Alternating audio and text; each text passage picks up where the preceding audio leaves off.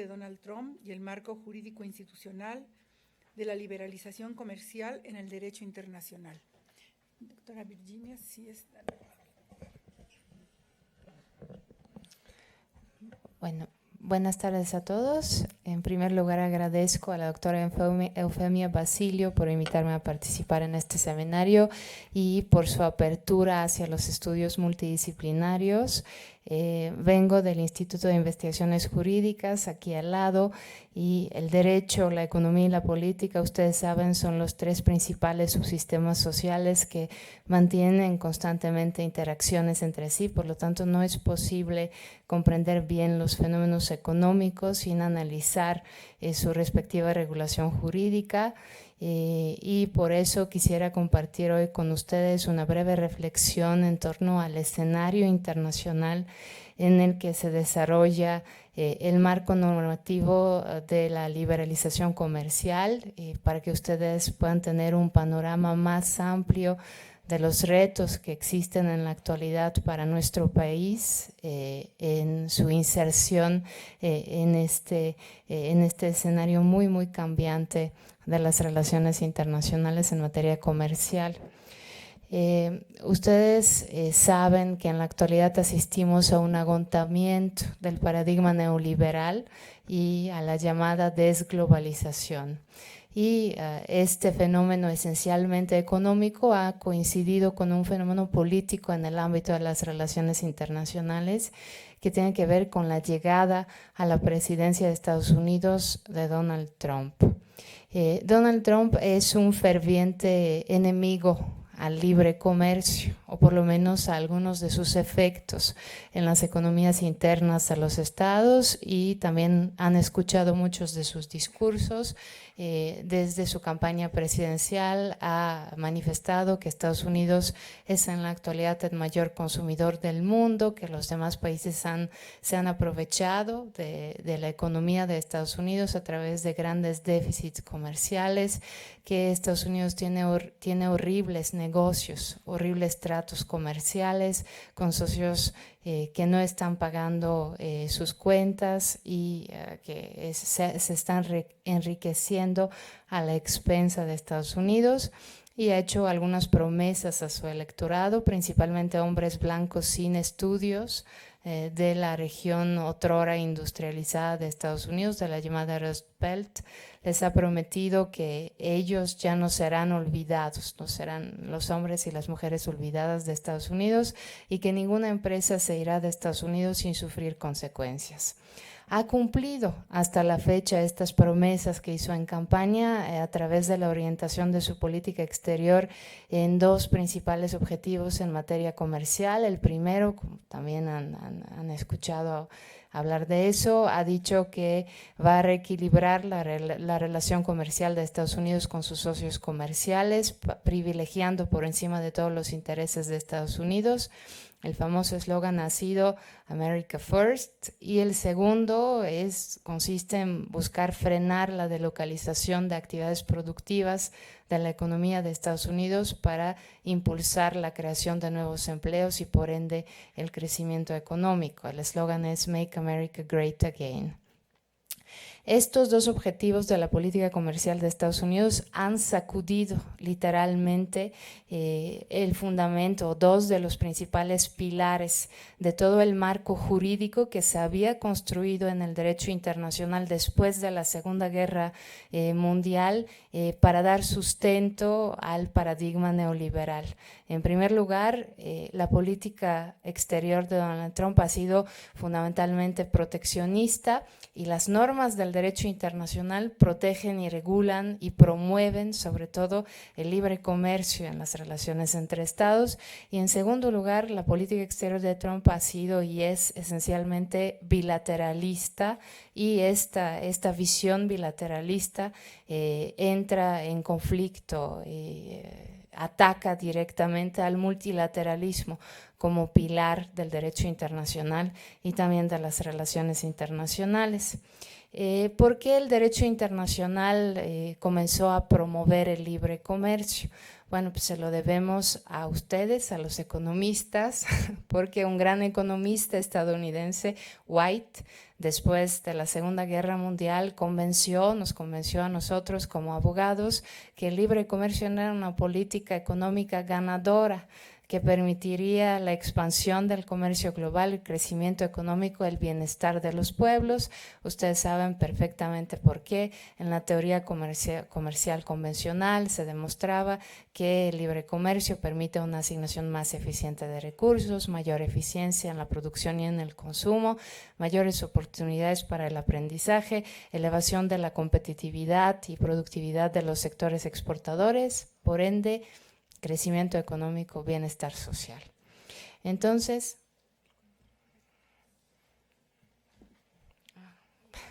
ya me adelanté un poco con las diapositivas. No las puedo cambiar. ¿Sí está prendido?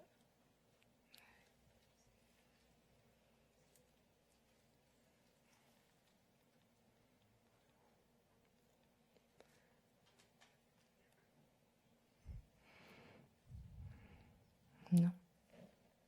Bueno, seguiré sin diapositivas. A ver, otra vez.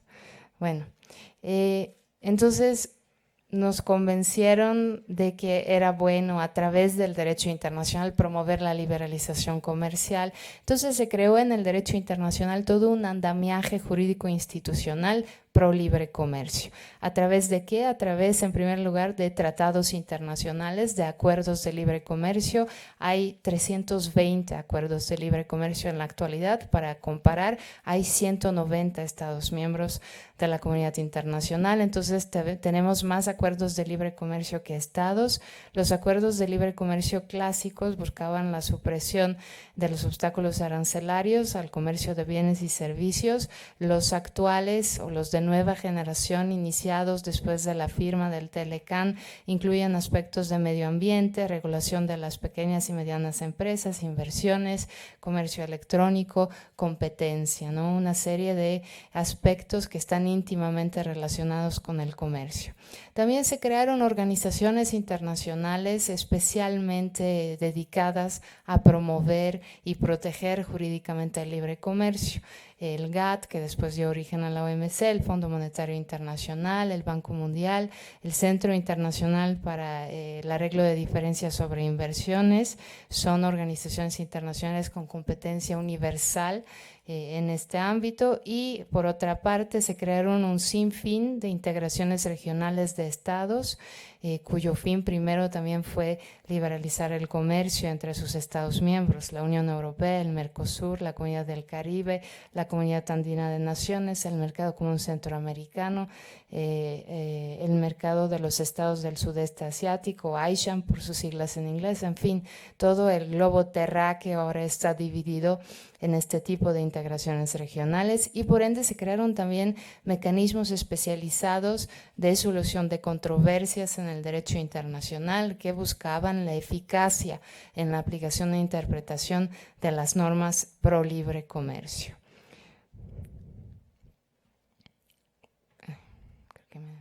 Ok, todo este andamiaje jurídico institucional en el derecho internacional ha tenido sus éxitos y sus fracasos, y tal vez sus fracasos sean mayores que sus éxitos. Su principal éxito ha sido eliminar o reducir al mínimo los obstáculos arancelarios al comercio internacional. Ustedes saben que hoy vivimos en un duty-free world. Y también han tenido por efecto estas normas jurídicas expandir de manera muy importante el comercio internacional. Saben, este es una parte muy importante del Producto Interno Bruto de prácticamente todos los Estados miembros de la comunidad internacional, pero este andamiaje jurídico institucional ha fallado en dos cosas principales. En primer lugar, ha fallado en erradicar los obstáculos no arancelarios al comercio, y los estados han sido muy han tenido mucha imaginación en crear nuevos obstáculos al comercio, ¿no? Entre otros, el robo de secretos comerciales, las medidas sanitarias y fitosanitarias, las barreras técnicas, la manipulación de las monedas. Estamos viendo la devaluación del yuan chino, por supuesto que se hace con un claro intento de hacer prácticas desleales en el ámbito comercial, regulaciones jurídicas opacas. Por otra parte, no hemos podido luchar desde el derecho, a lo mejor desde la economía se puede mejor, pero contra los efectos perversos del libre comercio sobre el trabajo, ¿no? Los trabajadores no cualificados en los países en vía de desarrollo están siendo pues, atacados por la competencia de los bajos salarios de los trabajadores no cualificados en los países en vía de desarrollo. Por su parte, estos tienen salarios paupérrimos, están siendo explotados, problemas para el medio ambiente, violación de derechos humanos, de derechos laborales, y todo esto como un efecto colateral de las normas jurídicas que promovieron el libre comercio. A pesar de estas fallas, todos los gobiernos de Estados Unidos desde la Segunda Guerra Mundial, tanto demócratas como republicanos, habían apoyado, es más, eran los líderes, habían creado este andamiaje jurídico institucional pro libre comercio. En primer lugar, porque no es secreto para nadie, este beneficiaba a los intereses de las empresas multinacionales de Estados Unidos que obtenían un acceso preciado a los mercados domésticos de prácticamente todos los estados del mundo. Y en segundo lugar, porque en la visión estadounidense el libre comercio era en última medida un instrumento para la paz, debía garantizar el desarrollo de las naciones y la cooperación pacífica entre ellos. Pero después de la crisis de las hipotecas subprime en Estados Unidos, surgió un grave desencanto en la población de Estados Unidos, que ya no estaba de acuerdo con la postura oficial de su gobierno y de las empresas multinacionales. Y este descontento social trajo al poder a Donald Trump. El neoproteccionismo en la política exterior de Donald Trump tiene que ver esencialmente con una postura agresiva que busca defender por encima de todo, ya dijimos, los intereses de Estados Unidos, pero también con un nuevo uso de los aranceles. ¿No? Ustedes seguramente son expertos en qué son los aranceles, etcétera, pero la política exterior de Donald Trump les ha dado un nuevo uso. En primer lugar, saben perfectamente que los aranceles son una política económica perdedora, entonces no es por ahí que va el uso de los aranceles en la política exterior de Donald Trump. Los aranceles son también una grave violación del derecho internacional. Todo el sistema de la OMC se construyó sobre los compromisos de los estados de estabilizar sus niveles de protección arancelaria y por ende estos estados no pueden subir los niveles de aranceles más allá de los compromisos contenidos en el anexo del GATT. Por otra parte, al aplicar aranceles solamente a algunos estados, pero no a todos, Donald Trump está violando otro pilar del derecho de la OMC, la cláusula de la nación más favorecida. Estas violaciones han hecho literalmente explotar el foro del mecanismo de solución de controversias de la OMC y hay en la actualidad 28 demandas pendientes, la mayoría en contra de Estados Unidos por este uso de aranceles. El problema es que estas no tienen prácticamente ninguna posibilidad de éxito, porque el gobierno de Donald Trump ha bloqueado el órgano de apelación de la OMC y este está amenazado literalmente de quedarse sin miembros. Por otro lado, Donald Trump ha utilizado los aranceles como táctica de negociación. En el mundo en el que vive Donald Trump, los negocios internacionales, la política exterior no funciona en la lógica ganar-ganar. Es un juego de suma cero en el que Estados Unidos gana y los otros pierden, por lo que también ha utilizado las técnicas de bluff. ¿Saben lo que es bluster? Es gritar fuerte amenazando, y bullying, para convencer a sus socios comerciales a aceptar otro tipo de acuerdos a través del uso de los aranceles. Entonces, en la actualidad en el derecho internacional estamos frente a un intenso debate sobre el futuro de la liberalización comercial. Por un lado, se propone incluir más excepciones al libre comercio. En el marco actual, Donald Trump ha invocado precisamente una excepción, la de seguridad nacional, para justificar sus políticas neoproteccionistas, y se considera que tal vez hay que repensar estas excepciones para eventualmente ampliarlas. También se piensa en incluir más ámbitos en la regulación jurídica del comercio internacional, servicios, propiedad intelectual, competencia y sobre todo tecnología, porque tal vez, bueno, es claro para muchos que el villano de la película no es el libre comercio, ¿no? Es la brecha tecnológica entre las naciones, y otros proponen no mover las cosas en el derecho internacional, sino más bien en el derecho interno de los estados y adoptar medidas que permitan evitar los shocks que provoca el libre comercio. No sé, se proponen más seguros por desempleo, que los trabajadores no cualificados tengan otra forma de subsistir, etcétera. Ok, y lo segundo que les decía es que Donald Trump es esencialmente un político bilateralista. No le gusta el multilateralismo y por esto ha atacado al multilateralismo en el derecho internacional, y su política exterior es la mayor cruzada que un presidente haya tenido en contra de este ordenamiento jurídico. Se ha retirado y ha renegociado una gran multitud de acuerdos internacionales multilaterales. Aquí están los ejemplos, ¿no? Retiro del TPP, retiro del acuerdo nuclear, retiro del acuerdo de París sobre el cambio climático, y también se ha ido en contra de las organizaciones internacionales multilaterales. Se ha salido de varios órganos de la ONU, del Consejo de Derechos Humanos, se retiró de la UNESCO, ya les dije, bloquea la OMC y está tratando literalmente de asesinarla por dentro. ¿Y por qué el bilateralismo, ¿no? Él lo ha enunciado, no es ningún secreto, está en sus objetivos clave de política comercial para 2017, cuando llegó al poder. Aquí dice que él prefiere negociaciones bilaterales. ¿Cuál es la ventaja para Estados Unidos de las negociaciones bilaterales? Imagínense que Estados Unidos negocia con un pequeño país, Haití, por ejemplo. ¿Qué puede ofrecer Haití a Estados Unidos? Nada. ¿Qué puede representar el mercado de Estados Unidos para Haití? Todo.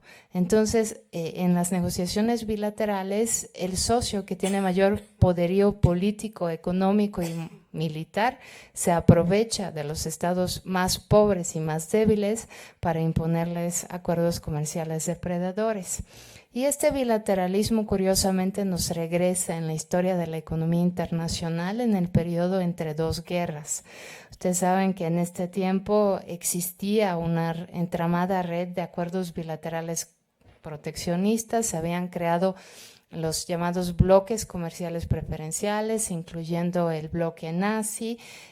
Siguió la Gran Depresión en Estados Unidos, la adopción de la ley Smoot-Hawley, ¿no? Que fue también una ley que impuso muchos aranceles, y en respuesta a los efectos devastadores del bilateralismo en el ámbito de la política internacional, los estados optaron por crear instituciones multilaterales, por incluir la cláusula de la nación más favorecida en acuerdos y en general por construir todo el orden internacional liberal de la postguerra. Entonces, el bilateralismo de Trump en realidad es un síntoma de una mayor y más grave crisis del multilateralismo. La estamos viendo por todas partes, ¿no? Ayer vieron que Cristina Fernández de Kirchner estará de regreso en Argentina. Es una política populista y muy proteccionista. El Brexit, quien está en el poder, Boris Johnson, también es un político populista, proteccionista en el aspecto comercial.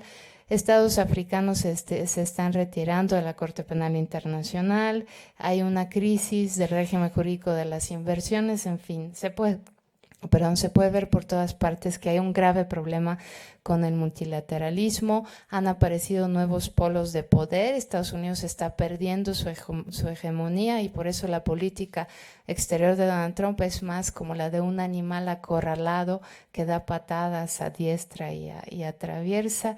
Pero es un sentir común de muchos estados que ha llegado el tiempo de que retomen las riendas de su soberanía, que el derecho internacional en el ámbito comercial ha sido muy restrictivo, que ha habido demasiada delegación de soberanía y que es tiempo de regresar a los nacionalismos y a los proteccionismos. ¿Qué nos espera? No lo sé. Estamos en un plano de movimiento de placas tectónicas y necesitamos buenos economistas como ustedes que reorienten la política exterior, en particular de México.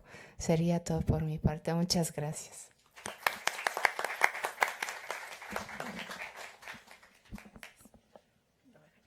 Bueno, pues le damos las gracias a la doctora Virginia Petrova y yo le tengo que pedir una disculpa a ella y a ustedes porque me salté la lectura de su semblanza, un poco presionada por tiempo y demás. Disculpa, ella es licenciada en Derecho y especialista en Derecho de la Unión Europea y en Derecho Internacional Económico por la Escuela de Derecho de la Sorbona, Universidad de París I.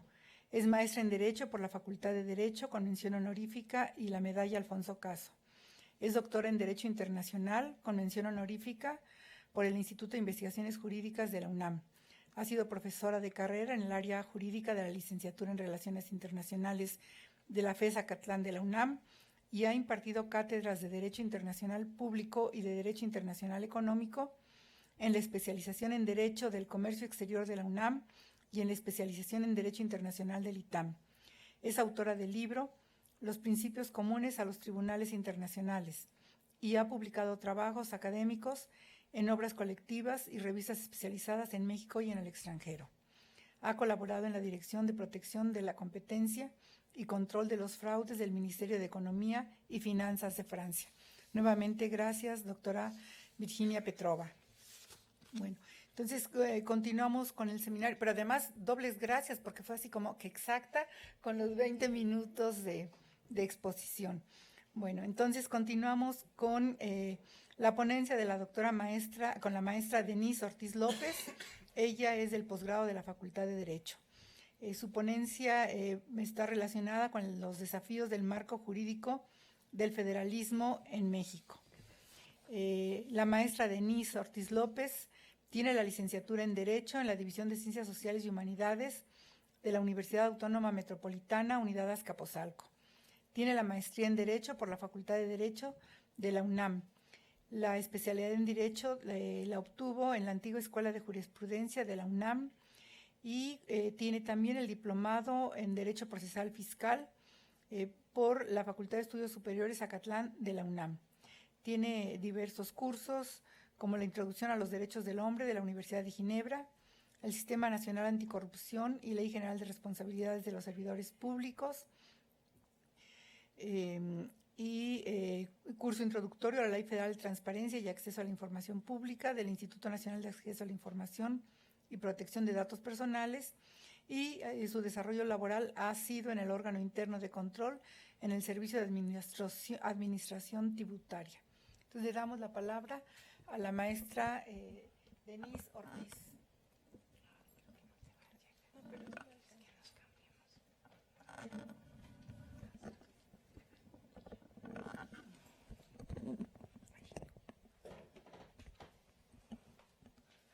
Hola, ¿qué tal? Buenas tardes a todos. Pues de antemano un agradecimiento a la doctora Eufemia por la invitación y me uno al comentario de la doctora Virginia. Es bueno incluir otras materias en los estudios, sobre todo porque, como bien lo dice ella, la economía, la política y el derecho siempre van a ir de la mano y siempre es importante como tener estas visiones transdisciplinarias e incluso la creación de mesas de estudio o de incluso trabajos de investigación transdisciplinarios siempre enriquece mucho, sin duda. Bueno, yo les voy a hablar de mi tema de investigación, que es federalismo fiscal. Precisamente el federalismo es una de las áreas que mejor conjuga a la política, el derecho y la economía. generalmente, o por lo menos en lo que yo me he encontrado en la bibliografía y en la literatura, solemos abordar el federalismo ya sea desde una base histórica, desde una base meramente económica o política, y a veces como que dejamos de lado las coyunturas que se presentan entre todos ellos, ¿no? Un poco para dar como la introducción, el federalismo generalmente lo podemos entender como formas de organización territorial o forma de gobierno o forma de Estado, depende desde dónde lo abordemos, pero finalmente lo podemos considerar como la organización territorial del gobierno, que se divide en diversas partes. Cada una de estas partes siempre va a conservar su autonomía y en el ámbito de sus competencias. Una de las características del federalismo es precisamente la parte de la cooperación y de la interacción entre sus gobiernos subnacionales. No podrían estar separadas las partes del federalismo, sin embargo, precisamente el federalismo nace como una opción para poder conjugar todas esas diversidades, ¿no? Históricamente podemos encontrar que el federalismo va a partir de que las sociedades se encontraban como diversas religiones en la parte del feudalismo, entonces el federalismo surge precisamente como esa gran herramienta del gobierno para poder hacer que las sociedades con diferentes religiones, con diferentes intereses, se pudieran consolidar.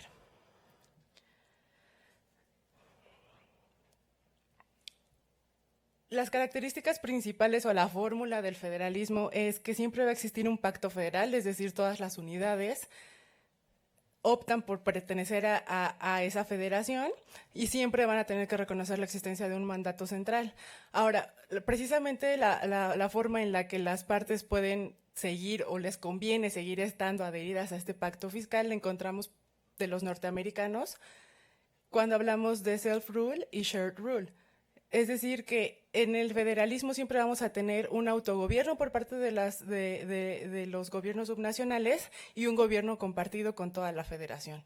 ¿Y cuál es la finalidad? Bueno, que estas esferas de gobierno se estén complementando, ¿no? Muchas veces caemos en el error de creer que el federalismo automáticamente nos implica la democracia o el federalismo automáticamente es la mejor manera de gobierno y entonces tendemos a ver como con ojos negativos a los gobiernos unitarios. No siempre es así y también hay que recordar que todos los países son distintos, todos los estados son diversos en cuanto a recursos, en cuanto a situaciones religiosas, en cuanto a situaciones socioeconómicas. Por tanto, no siempre va a ser la fórmula federalista la que va a ser la más adecuada y no siempre va a ser el Estado unitario lo ideal. Precisamente la riqueza o los beneficios de tener una forma de gobierno federalista los encontramos en esta frase pluribus unum, de muchos hacemos uno. Muchos autores consideran que la riqueza del federalismo consiste en eso, ¿no? En su diversidad y en su riqueza o en su pluralismo. Sin embargo, precisamente también ahí es donde radica la complejidad del federalismo. Pues tenemos una combinación muy compleja de economía, de sociedad, de políticas, de culturas, que hay que ver de qué manera la vamos a ir acoplando para poder hacer que de verdad el gobierno federalista pues sirva, ¿no? Y esté cumpliendo sus fines. De esta manera, en el federalismo siempre vamos a tener esa pugna de entre las partes subnacionales por querer más facultades, por querer más incursión para sus propios gobiernos, y vamos a tener que ver constantemente la manera en que vamos a distribuir esas competencias. ¿Qué pasa en el federalismo mexicano? Bueno, como ustedes bien saben, la base del gobierno federal se encuentra en la Constitución. Todos hemos escuchado siempre que México es una república representativa, democrática, laica y federal. Nosotros adoptamos esa forma de gobierno, no es aquí la intención como hacer el repaso histórico de por qué el federalismo y no el centralismo, si bien toda la historia de México siempre nos ha indicado como esa pugna entre ambas. Pero bueno, finalmente esta es nuestra forma de gobierno. La Constitución también nos establece, aparentemente, que los estados son la regla y la federación es la excepción. ¿Por qué? Pues la Constitución establece que las facultades que no se encuentren expresamente concedidas a la federación se entienden reservadas a los estados. ¿Esto qué quiere decir? Que nada más aquellas que estén señaladas como exclusivas las va a tener la federación y por lo tanto parecería que la gran mayoría de las facultades están atribuidas a los estados, ¿no? Sin embargo, bueno, vamos a ver sobre la marcha que a pesar de que en la letra de la Constitución pareciera que esa es la tendencia a brindar como mayor facultad a los estados, finalmente en la práctica no lo es tanto. Hay otro artículo precisamente también de la Constitución que le da una especie de seguro a los gobiernos subnacionales para que, por decirlo de alguna manera, el gobierno central no acapare todo. Esto es en el artículo 135 que nos establece que cuando se va a reformar la Constitución, pues no va a ser un sistema o un proceso tan simple, que es lo que nosotros conocemos como la Constitución rígida, que necesitas un proceso especial en el cual evidentemente va a tener que participar los estados, ¿no? Van a tener que dar su consenso. Y eso es como un tipo de seguro o de garantía para que se conserve el Estado federal y que aparte los gobiernos estatales tengan esa injerencia.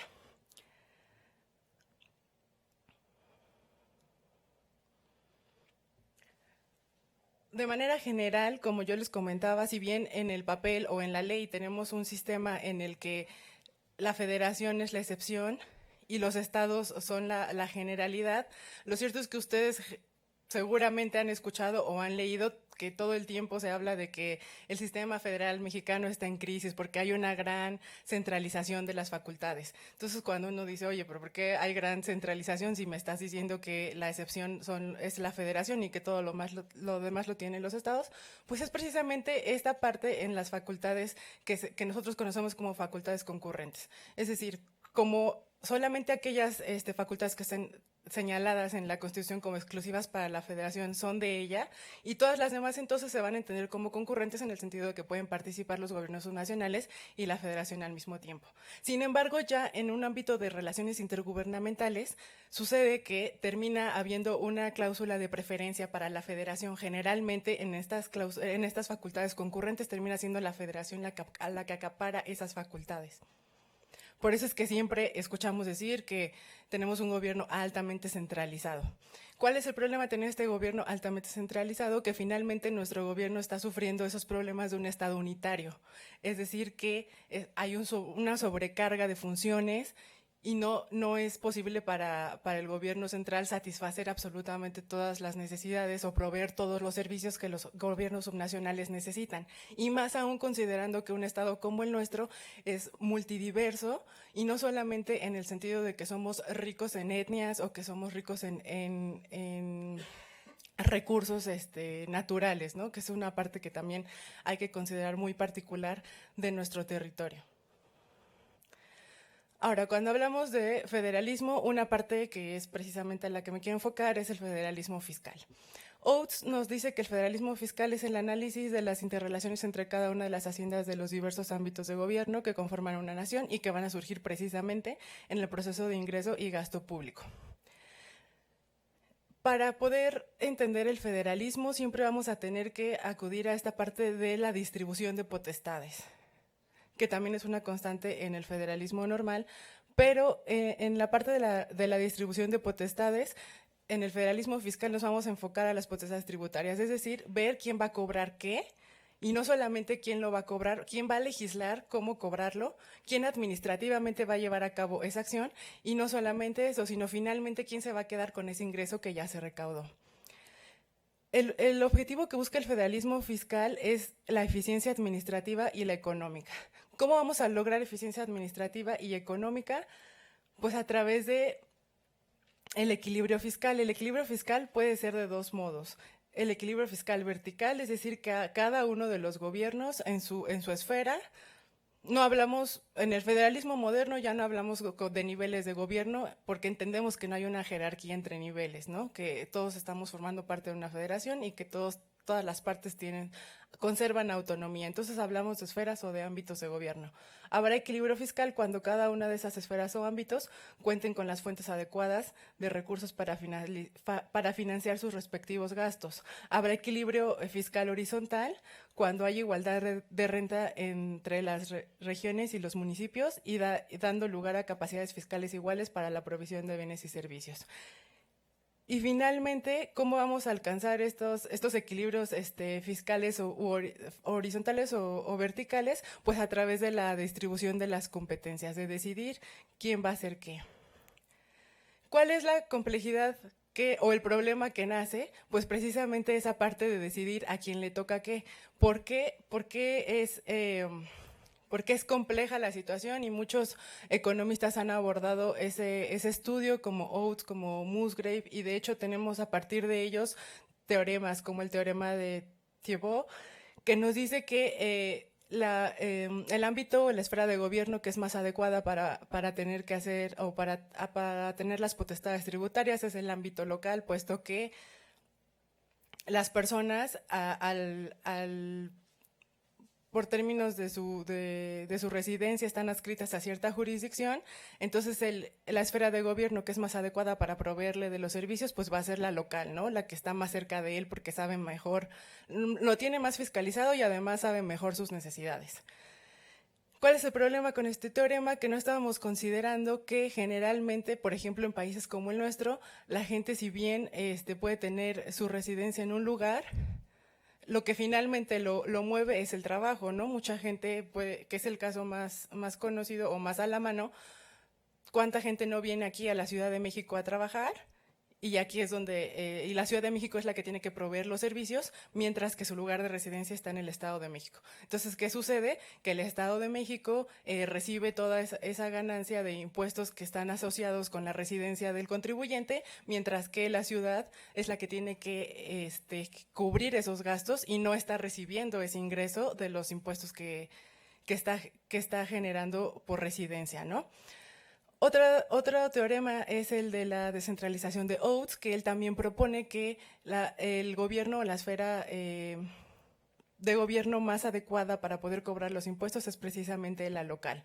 ¿Por qué? Porque a mayor diversidad en la demanda de los consumidores agrupados geográficamente, mayor es el estado de bienestar de la población si esta se satisface de manera descentralizada. Es decir, Oates propugna por un sistema de descentralización. Y si bien esta es la generalidad de pugnar por la descentralización, también tenemos otra propuesta de John Dewey, que él nos dice que es todo lo contrario. Entre mayor es la jurisdicción política, menores serán las actividades gravables que no se completen dentro de sus límites. ¿Esto qué quiere decir? Que la federación está mejor capacitada o mejor equipada, por decirlo de esa manera, para satisfacer o para atender todas las necesidades de la población y no precisamente el gobierno local. Este es un debate pues inacabado que finalmente me parece que eso sí entra dentro del campo de la economía, ver cuándo va a ser centralizado y cuándo va a ser descentralizado. Hay que recordar una cosa, es importante, federalismo o federación no siempre es sinónimo de descentralización. No quiere decir que forzosamente federación tenga que ir compaginado con la descentralización y si hay centralización sea malo. Hay que recordar que la centralización se ha utilizado en sistemas federales en momentos clave. Por ejemplo, después de ciertas crisis, como fue en el caso del desarrollo estabilizador, cuando hubo centralización precisamente para lograr sacar al país de ciertas situaciones económicas ríspidas y no significa que sea del todo malo. ¿Cuál es el problema con estas situaciones? Que finalmente no sabemos durante cuánto tiempo, ¿no? Todo tiene que ver con los equilibrios. Finalmente, a lo mejor para salir de un problema es esencial la centralización, pero no por siempre y no dejarlo de esa manera porque entonces llegamos a los problemas que ahora planteábamos.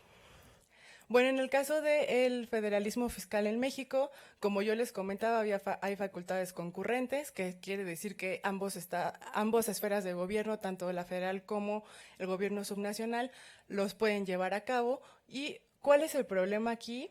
En específico en el federalismo fiscal mexicano, que pues precisamente para ver en esas facultades concurrentes que las puede tomar tanto la federación como los gobiernos subnacionales, para ver quién se las queda, se ideó un sistema nacional de coordinación fiscal. ¿Qué quiere decir? Los estados establecen convenios de adhesión a este sistema nacional de coordinación, entonces ceden sus potestades tributarias. Un ejemplo, es el impuesto sobre la renta, ¿no? El impuesto sobre la renta podría ser gravado por los gobiernos locales o por la federación. Sin embargo, a partir del convenio de adhesión a este sistema, los gobiernos subnacionales ceden su potestad tributaria a la federación y deciden que ellos sean ellos sean los que se lleven la recaudación y después a través de las participaciones les den una parte de ello, ¿no? Y así sucede con la mayoría de los impuestos que tienen mayor recaudación. Esto nos lleva precisamente a las participaciones y a las aportaciones que reciben los estados. Las participaciones, como sabemos, son libres, es decir, las pueden emplear como los gobiernos subnacionales lo deseen, mientras que las aportaciones están etiquetadas, ¿no? Van a la atención de ciertas necesidades. Ahora, aquí desde que se expidió la Ley Federal de Coordinación Fiscal, se han llevado a cabo diversas convenciones nacionales hacendarias donde precisamente sirve para que los gobiernos subnacionales se pongan de acuerdo para ver cuál es la mejor manera de repartir las atribuciones. Sin embargo, y a pesar de que aquí vemos que en la década de los 90 hubo un espíritu descentralizador, esto no solo no ha sido suficiente, sino que más bien no ha arrojado como los resultados que se esperarían. Bueno, aquí vemos algunas gráficas de los principales problemas que presenta el federalismo fiscal actual. Uno de ellos es precisamente que las federaciones, las participaciones y las aportaciones son el principal ingreso de los gobiernos subnacionales, es decir, los otros ingresos que le quedan a los gobiernos subnacionales, que no son las aportaciones, son solamente la recaudación de ciertos impuestos, que es una recaudación baja porque estamos hablando de predial, estamos hablando de impuestos a loterías, estamos hablando de impuestos a hospedaje, que generalmente nunca les van a retribuir de la misma manera que un impuesto sobre la renta o un impuesto al valor agregado. En este caso vemos en la gráfica cómo el 77.5% de los ingresos de las entidades federativas provienen de participaciones y aportaciones que les da el Estado. En este otro cuadro, lo que se hizo fue medir la viabilidad financiera de las entidades federativas. ¿Qué quiere decir esto? Que si ellas salieran del Sistema Nacional de Coordinación Fiscal y dijeran, ¿sabes qué? Yo voy a recaudar mis propios impuestos, llámese ISR o llámese IVA, y no te necesito a ti, Federación. Si ellos tuvieran que cubrir sus gastos solos, no tendrían esa viabilidad financiera para hacerlo. O sea, no pueden satisfacer las necesidades de los contribuyentes que se encuentran en su territorio. Y otro problema asociado es precisamente la deuda. Al no tener los ingresos suficientes para poder abastecer los servicios de tu población, recurres a la deuda porque precisamente en 1997 se relajaron las reglas en cuanto a adquisición de la deuda, entonces los gobiernos subnacionales pudieron acceder a deuda comercial. Y finalmente fue como una medida de bote pronto para darles esa facultad a las entidades, pero ¿qué fue lo que mostró el ejercicio de esta? Pues que fue un ejercicio irresponsable del endeudamiento, ¿no? Además fue un ejercicio, o fue una facultad que se les dio, o una libertad que se les dio que no llevó aparejada instrumentos de fiscalización, sino hasta después, y que finalmente lo único que logró fue un gran nivel de deuda y que no hubiera esa transparencia y rendición de cuentas en cuanto a la deuda, ¿no? Bueno, como ven, todas estas cosas genera como un círculo vicioso. Hay las entidades federativas no les proveen los servicios que necesitan los ciudadanos dentro de su territorio, no son viables financieramente, están altamente endeudados porque dependen de los recursos que les provee la federación, y todo ello crea como incentivos perversos para que ellos no rindan cuentas, no haya transparencia de hacia dónde se están orientando esos. Si bien de las aportaciones están etiquetadas, finalmente nunca se le da un seguimiento que de verdad las políticas públicas que se quieran concluir con esos ingresos sigan, ¿no? Muchas veces lo hemos visto en las noticias, se hacen escuelas y finalmente después se cierran y no pasó nada. Entonces, en ver qué se puede hacer, pues bueno, económicamente se los comentaba a ustedes, pues ver si la opción es el centralismo o es la descentralización. En la parte jurídica, pues obviamente arreglar toda esta parte de la alta centralización, a lo mejor hacer acuerdos de transferencias de facultades, a lo mejor regular también una parte de cómo están los municipios, pues no todos los municipios son iguales. Y yo creo que en un país como el nuestro, que tiene demasiadas complejidades en cuanto a recursos económicos y recursos naturales, es muy importante y prioritario poner atención a cada uno de los gobiernos subnacionales en las características especiales, porque siempre queremos verlo todo de manera general y siempre queremos tomar a todos los municipios como si todos fueran iguales, y no lo son, ¿no? Y pues bueno, hay tarea por hacer tanto del lado jurídico como en el lado económico.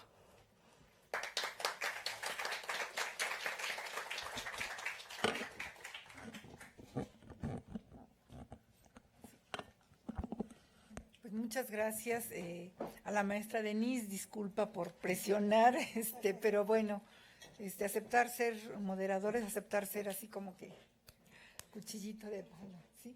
Bueno, continuamos con la ponencia de la maestra Patricia Rodríguez López, con el tema capítulo 33 del TEMEC, intervención abierta en la política monetaria y cambiaria de México. La maestra Patricia Rodríguez López es técnico académica en el Instituto de Investigaciones Económicas. Ella cursó estudios de doctorado en investigación económica en la Universidad Complutense de Madrid y tiene la maestría en Ciencias Económicas en la Unidad Profesional de los Ciclos Profesionales y Posgrado UACPIP-UNAM, y es licenciada en Economía por la Facultad de Economía de la UNAM con mención honorífica. Cursó el diplomado Pronósticos de Series Económicas en la Universidad Autónoma Metropolitana Azcapotzalco. Ha realizado estancias académicas en la Universidad Complutense de Madrid. Tiene participaciones múltiples en proyectos de investigación financiados, PAPIT, CONACYT.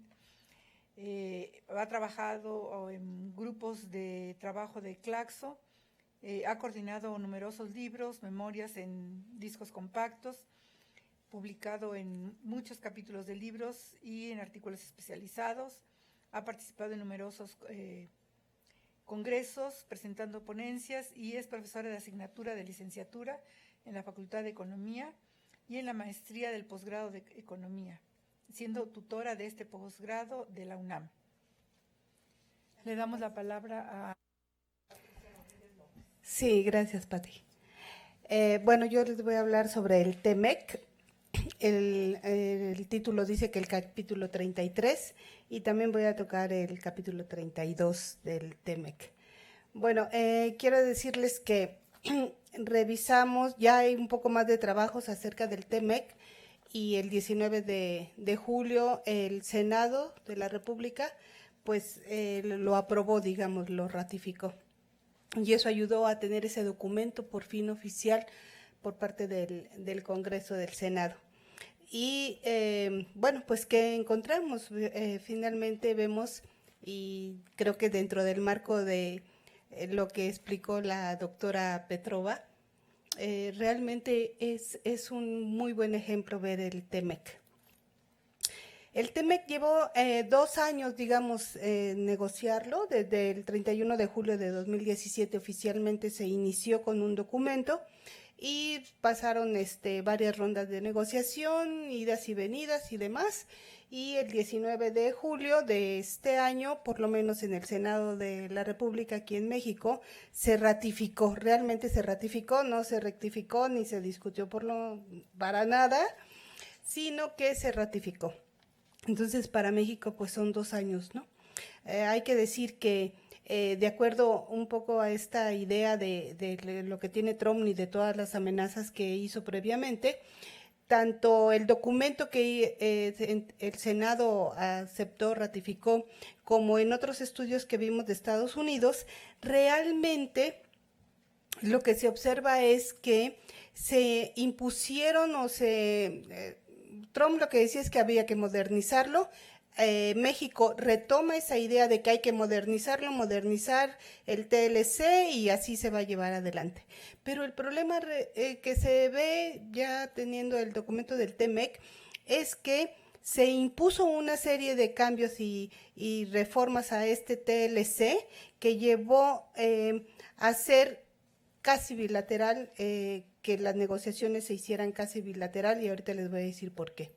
Entonces se presenta como una modernización y México lo retoma con ese argumento y el Senado lo retoma como si de verdad hubiera sido una modernización del TLC. Cuando se supone que en varios de los capítulos se dice mucho por parte de Estados Unidos que se retoman algunas ideas tanto del TPP, que no firmó Estados Unidos, como que previendo una nueva firma de tratados por parte de los socios comerciales Canadá, Estados Unidos y México.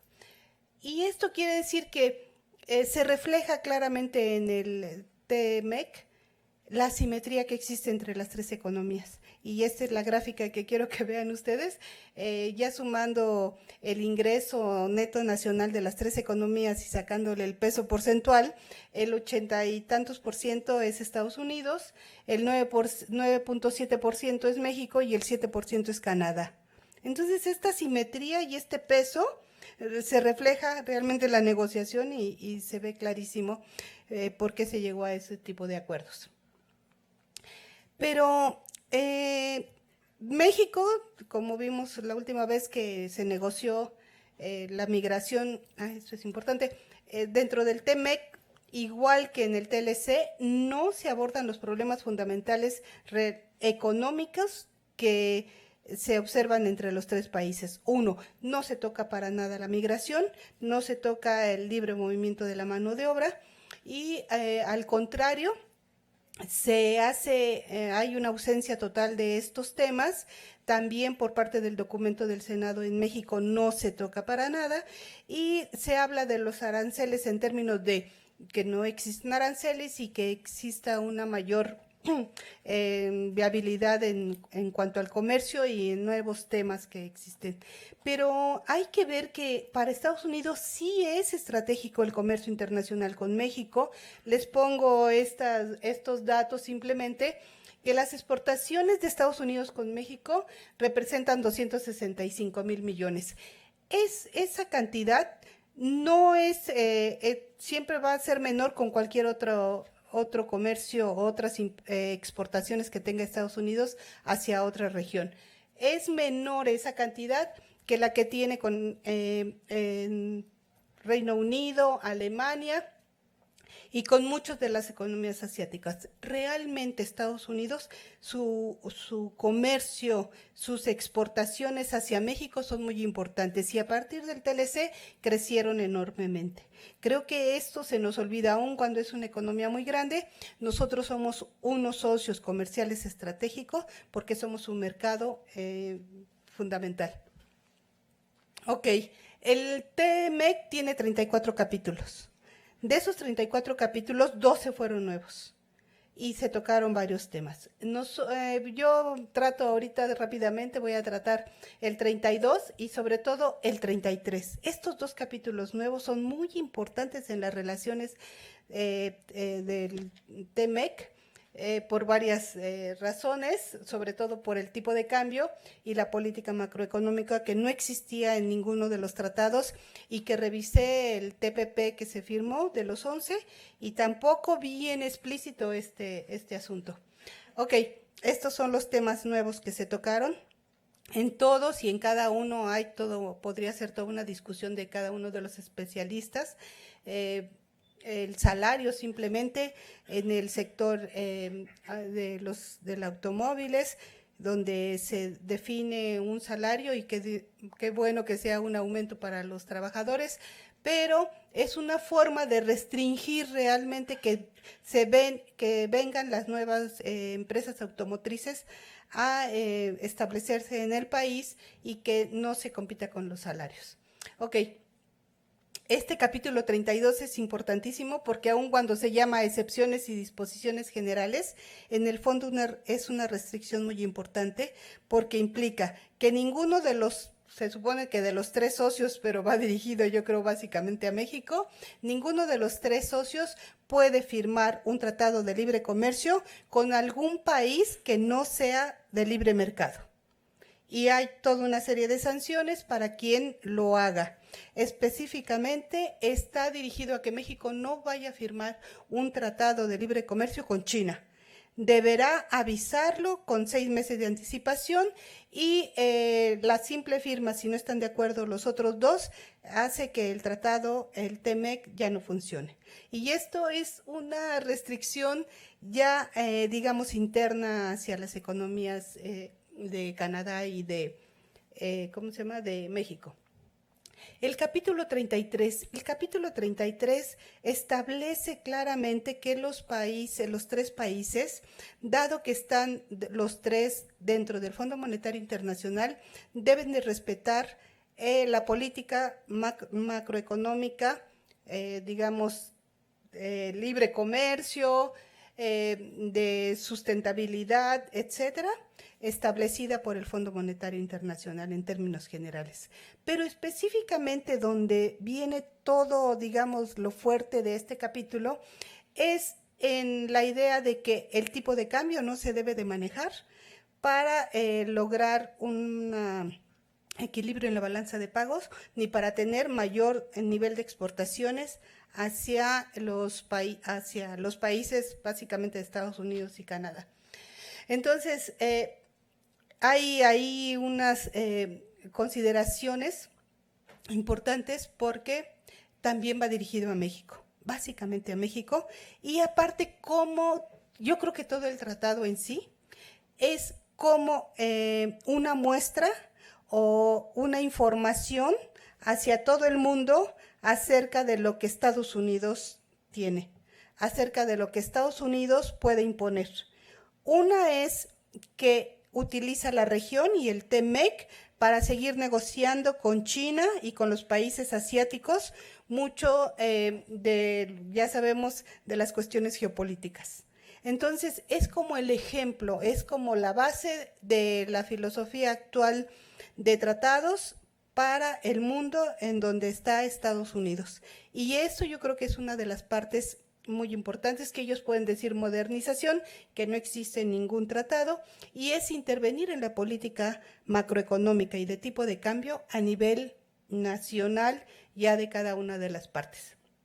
Ahora, no debería de haber problema porque realmente Canadá y México están, o lo dicen por lo menos, que están con un tipo de cambio libre, donde el mercado lo define y que no debe de haber una intervención para manipularlo. Eso, Canadá y México, sus bancos centrales, eso lo definen así. Pero bueno, sabemos que no es cierto. Y ya aquí habría que ver la política monetaria, que ya hablaron en la mesa anterior y en la anterior, acerca de la política monetaria del Banco de México, donde sus objetivos específicamente de México son el control de la inflación, con objetivos muy claros de metas de inflación. Eso queda clarísimo. ¿Y qué pasa? Que en países como el nuestro, dígase lo que se diga, ¿verdad?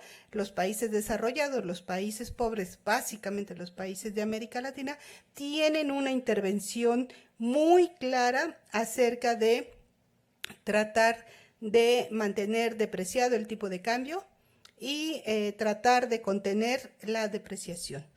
Esto ya está establecido, está siendo muy estudiado. Bueno, pero ¿por qué? Bueno, a partir del TLC, digamos, desde 94 es claramente la evidencia, digamos, o el inicio oficial de la apertura comercial de México y de la apertura del sistema financiero. Y esta apertura es clarísimo que lo único que se quería tener era una atracción de mayor volumen y directa de la inversión extranjera de cartera. Y entonces esto dio resultados, se transformó todo el sector financiero y comenzó a ser más vulnerable, tanto el sector financiero como toda la economía, llegó a ser más vulnerable a partir de las devaluaciones. Entonces, existen dos problemas. Uno, que México no se puede endeudar más que en moneda extranjera, su moneda no es lo suficientemente fuerte, y eso es el pecado original de estas economías, que necesitamos inversión extranjera y deuda en dólares, que sus sistemas financieros están totalmente dolarizados, están totalmente interrelacionados, y que cualquier devaluación fuerte que exista pone en riesgo y puede ser de quiebra para todos estos dos sistemas. Y por la otra es que una devaluación impacta directamente, ya vimos qué tan rápido o no, los precios, la inflación, y el Banco de México tiene como objetivo controlar la inflación. Entonces, la política monetaria, que también ya vimos aquí, que se supone que su tasa de interés es la que debe de manejar toda esta política monetaria, no es suficiente y no crea suficiente credibilidad para el financiamiento y para lograr los objetivos inflacionarios. Entonces, ¿qué pasa? Se utiliza la tasa de interés, pero se utiliza básicamente también el tipo de cambio. Y el tipo de cambio se convierte hoy casi en estratégico hasta para tener ¿cómo se llama? La suficiente inversión. Esto es rápidamente, miren, las tasas de referencia que deben de ser más altas en México para atraer este capital que necesitamos y esta deuda que necesitamos para lograr un crecimiento y un desarrollo en el país, es la roja y la marrón, digamos, las tasas de referencia de México y de Canadá, y vean qué diferencia hay. Actualmente la tasa de interés de Canadá es del 2.11 y la de México 8.35. Esa diferencia, y más con Estados Unidos, igual, digamos, lo que implica es que se puede mantener el capital aquí en México, cosa que también está saliendo, ¿no?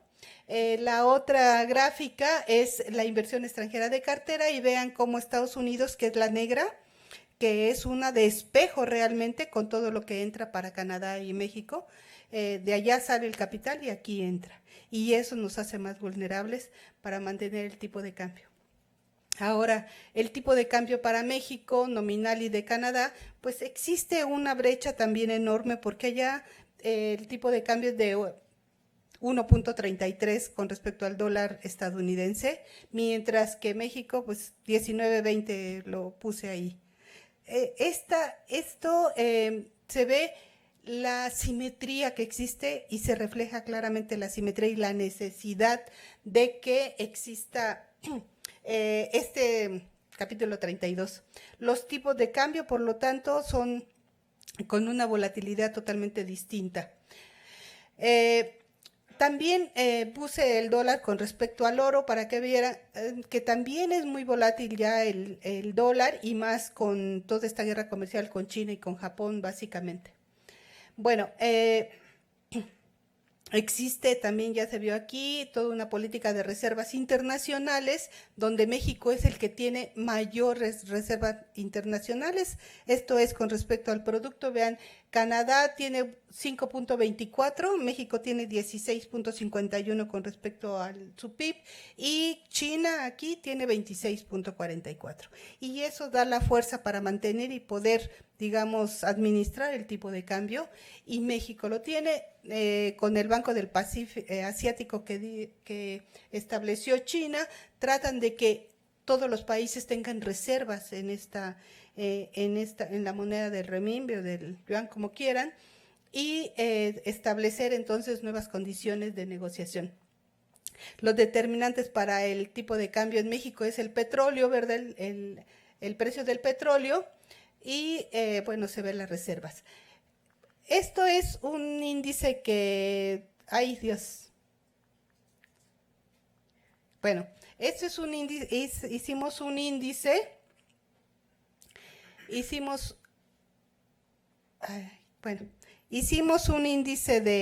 para ver la política realmente, si había un manejo o no había un manejo del tipo de cambio en México, porque se comprometió en el capítulo 32 a mantener el libre mercado y no utilizar este instrumento como lo ha venido haciendo, y realmente, bueno, vimos que este es el índice que vimos con respecto al tipo de cambio, y México lo utiliza muchísimo. Encontramos que este índice lo utilizan todos los bancos centrales, y es factible entender en qué momento y en cuáles serían las bandas en donde se maneja cada banco central sobre su tipo de cambio, hasta qué momento comienza a meter reservas y comienza a tener manejo de la tasa de interés, conjuntamente reservas y tasa de interés, para mantener depreciado el tipo de cambio, o para, si existe una devaluación, hacer una depreciación o una apreciación.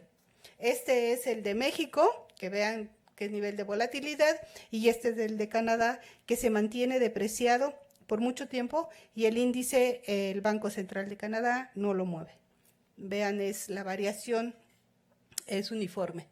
Bueno, en conclusión, es un poco el capítulo 32 del TEMEC. Realmente es, como muchos de los otros capítulos, es un instrumento directo por parte de Estados Unidos, tanto para integrar la región México-Canadá-Estados Unidos, como para imponer y mostrar al mundo cuáles son las nuevas políticas de comercio internacional. Gracias. Pues muchas gracias a la maestra Patricia Rodríguez López. Pasaríamos entonces a la ponencia, gracias por ajustarse al tiempo también, muy bien, a la ponencia de la doctora Selene Jiménez Bautista de la Universidad Autónoma del Estado de México. Su ponencia es sobre el TEMEC, nuevos costos de logística en México.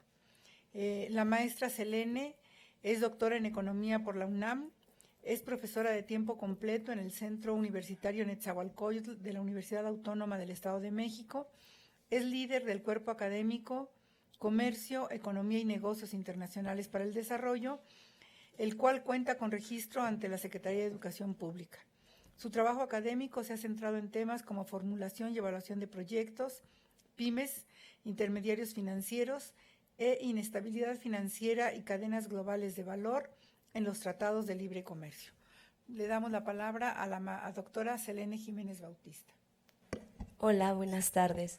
Muchísimas gracias a la doctora Eufemia por efectivamente invitarnos, y además de invitarnos, el hecho de incluir estos temas que en algunas ocasiones no tienen como un ámbito en específico, o como dicen las compañeras, no es la transdisciplina de varias disciplinas lo que nos lleva a este tipo de temas, y qué bueno que en este espacio se nos brinda la oportunidad de estar. Bien, el objetivo de esta ponencia, o más bien de todo el estudio que estamos realizando en el cuerpo académico, es justamente estudiar las nuevas disposiciones que tiene el TEMEC, y en un primer momento es mostrar si las disposiciones que tienen van a proponer una solución o van a representar un desafío para la logística mexicana. Sin embargo, bueno, igual me gustaría ingresar con un parte del contexto, que bueno, ya lo han explicado aquí varias de las compañeras. De hecho, estoy muy contenta de escuchar todo lo que me han nutrido con sus investigaciones. Bien, enfocándonos un poco en la cuestión de la crisis que tienen las instituciones que actualmente dominan el comercio internacional. Bueno, recordemos que desde la ronda de Doha y su fallo en el año 2001, se fue generando cada vez más una gobernanza del comercio internacional vía los tratados bilaterales. Como podemos observar nosotros aquí, la cuarta generación fue justamente la generación que más tratados bilaterales tuvo derivado de esta situación. Estos nuevos tratados que estamos tomando, como dijo la maestra Patti, tenemos varios temas que son nuevos y que aparecieron, por ejemplo, en el Tratado Transpacífico, o en las negociaciones del Tratado Transpacífico, que al fin de cuentas ya no se llamó así, pero bueno, todos lo recordemos como el TTP, y justamente dentro de estos temas nuevos se abordan incluso lo que mencionaba, derechos laborales, licitaciones públicas. Aquí sí había un capítulo de logística y de servicios y finanzas transfronterizas.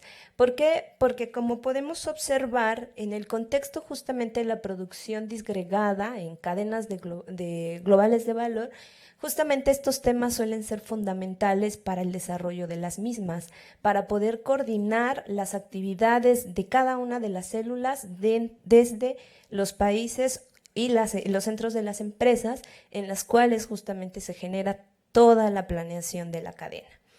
Nosotros podemos observar que a nivel internacional se distinguen claramente tres factorías importantes, es decir, tres núcleos en los cuales se generan los bienes del planeta, ¿no? Tenemos obviamente la factoría norteamericana a la que pertenecemos, la del sudeste asiático y justamente la de Europa. Cada una de estas factorías tiene un eje, es decir, un país en donde se generan las actividades de mayor valor agregado y la planeación del resto, ¿no? Las otras economías sirven en su gran mayoría como periféricas. En el caso de Norteamérica es la factoría que más se nota esto, lo pudimos ver con las estadísticas que presentó la maestra Patricia Rodríguez. El centro efectivamente es Estados Unidos y Canadá y México somos sus economías periféricas. En el caso del este de Asia, aunque en un principio se empezó con Japón como el eje, actualmente el eje pues es China. Y en el caso de la Unión Europea, evidentemente Alemania.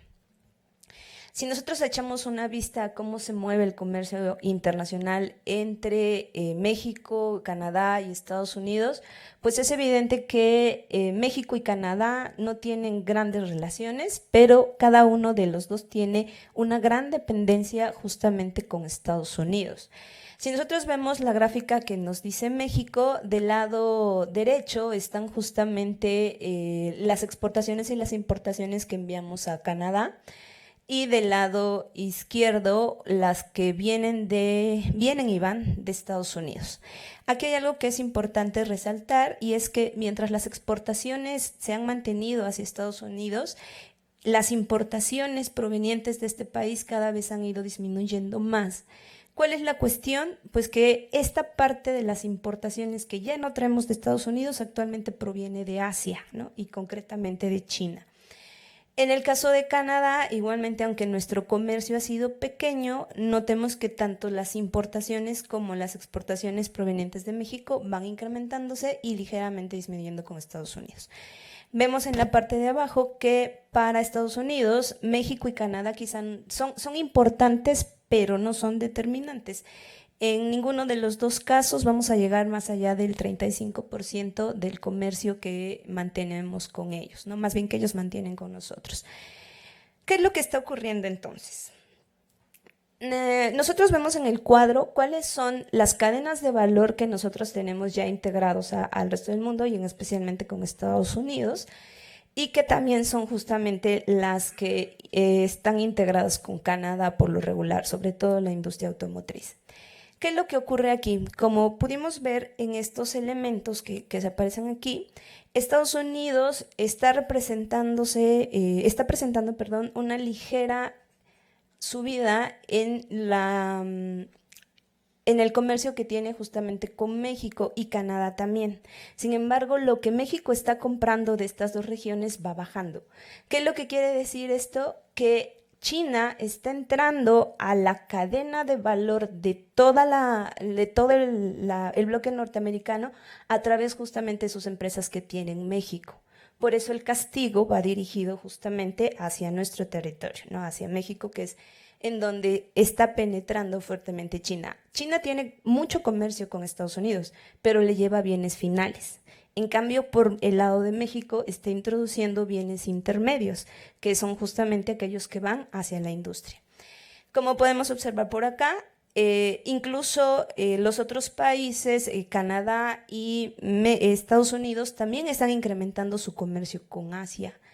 Sin embargo, quien ha incrementado más esta participación, pues es justamente México, ¿no? Entonces, México está entrando México está permitiendo la entrada a través del sector textil, de la electrónica, sobre todo en la cuestión de los aparatos de comunicaciones, y el sector automotriz. Y esto, bueno, lo hemos visto desde hace ya varios años, es lo que ha representado realmente el temor que tiene el presidente de Estados Unidos, que el bloque de Norteamérica ha perdido la supremacía sobre todo la producción mundial. ¿Qué es lo que nos dice el informe de la OMC respecto a esta forma de operar en el mundo? Primero, Estados Unidos y Alemania siguen siendo ejes para las cadenas globales de valor.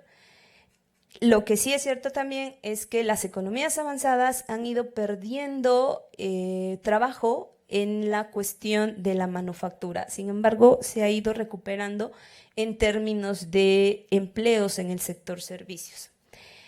Por otro lado, las economías emergentes o aquellas que compiten a través de sus bajos salarios siguen compitiendo bajo sus bajos salarios y no han perdido su atractivo dentro de las cadenas globales de valor. ¿Qué quiere decir esto? Que quienes están viendo amenazado realmente su mercado laboral, pues son justamente las economías avanzadas, sobre todo en el sector manufacturero. Ok, como vimos anteriormente, en el Tratado Transpacífico, bueno, Estados Unidos se retiró, pero México y Canadá sí suscribieron este acuerdo, principalmente porque ellos están sosteniendo relaciones con Asia. Bueno, esto ya nos lo mencionó por acá la maestra Rodríguez. Tenemos nuevos temas en el Tratado de México, Estados Unidos, Canadá, pero los verdaderos cambios vienen justamente a través de los otros capítulos, ¿no? De cómo estamos hablando de generar un trato arancelario preferente, que es lo que justamente se busca con estos tratados, a través de incrementar lo que conocemos como el porcentaje de contenido nacional, es decir, cuánto del valor de la mercancía se genera dentro de la región. Y estos se han incrementado de estar en promedio, digo porque son varios ramos que se actualizaron, de más o menos el 65 hasta el 75%. ¿Qué es esto? Que está exigiendo que para que las mercancías de México puedan ingresar a Estados Unidos sin cobrarles aranceles, van entonces a hacer que aquí en México se produzca con piezas que vengan o de Estados Unidos o de Canadá. Naturalmente vienen de Estados Unidos, de manera que no se compren tantas mercancías hacia Asia. Eso es lo que se está buscando, por un lado, entonces al elevar el contenido regional. También se está tratando de defender la industria del acero y el aluminio, buscando justamente lo mismo, ¿no? Que los contenidos de las compras de acero y aluminio tienen que hacerse en territorio regional. Regional nos referimos a México, Estados Unidos, Canadá.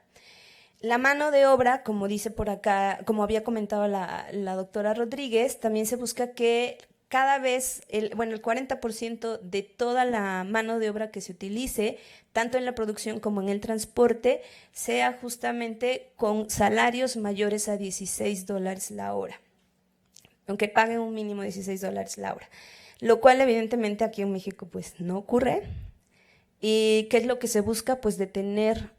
No quiere decir que vayan a subir el salario aquí en México, sino quiere decir que reubiquen las plantas a las zonas en donde sí se pagan $16 por hora, ¿no? Que naturalmente es en Estados Unidos. Y se fijaron aranceles cupo. Por el lado de las regulaciones no arancelarias, evidentemente también, bueno, se sigue utilizando el certificado de origen y la verificación del mismo. ¿Qué es esto? Que no basta con decir, bueno, yo produzco y el 75% de mi producción se hace aquí en territorio original, sino que existe un órgano verificador que actualmente lo lleva la Secretaría de Economía, que justamente hace este tipo de cosas, ¿no? Ir a verificar que efectivamente todo tu proceso productivo tiene un 75% de contenido regional. Bueno, también se permitieron o se siguieron incluyendo dentro del tratado que hubiese medidas sanitarias y fitosanitarias de acuerdo a cómo cada país quiera colocarlas. Y que incluso, bueno, se apegue a medidas internacionales. Como mencionaba la doctora Petrova, pues este sigue siendo uno de los grandes fracasos en cuestión de libre comercio. Pero justamente el TEMEC va en contra prácticamente de lo que va a ser, de lo que teníamos anteriormente como el libre comercio.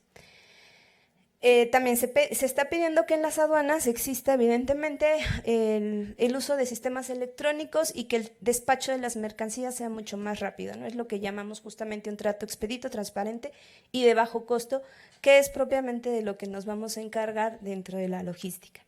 Como podemos ver, en el TEMEC no se incluyó un capítulo de logística, aunque era esperado dentro de los tratados de quinta generación.